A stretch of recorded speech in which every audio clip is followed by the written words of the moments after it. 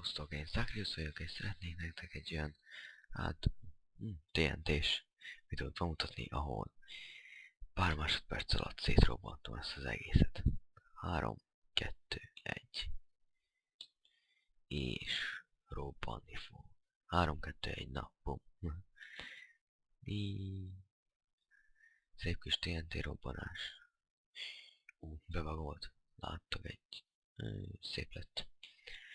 Látok itten lent egy bányát. Igaz?